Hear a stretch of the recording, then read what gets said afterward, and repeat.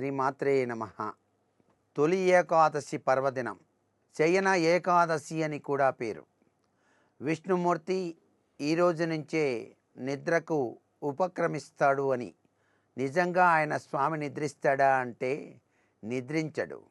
మన శరీరంలో ఉన్న ఆత్మ పరిపక్వత స్థితిని పొందటానికి, ఆత్మజ్ఞానాన్ని పెంపొందించుకోవటానికి ఈ ఏకాదశి సాక్షీభూతంగా నిలుస్తుంది.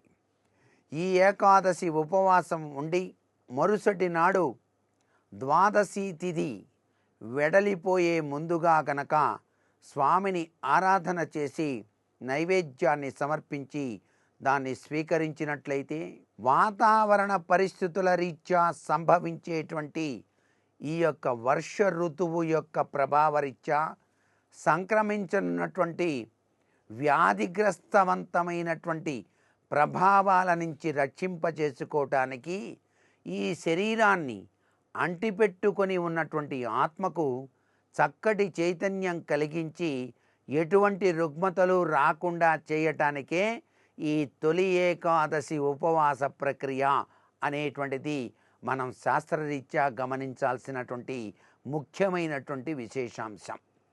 వాతావరణంలో వచ్చేటువంటి మార్పులకు అనుగుణంగా మన ఈ శరీరం చక్కగా ఆరోగ్యప్రదంగా ఉండటానికి వీలుగా మన పండుగల వెనకాల ఆచార సంప్రదాయ తత్వం మిళితం చేశారు మన మహర్షులు.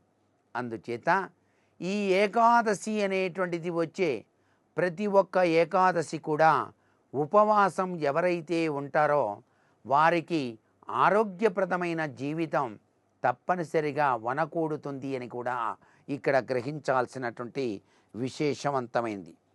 ఈరోజు తప్పనిసరిగా విష్ణు సహస్రనామ పారాయణ, విష్ణు భగవాన్ని ఆరాధన చేయటం చాలా మంచిది.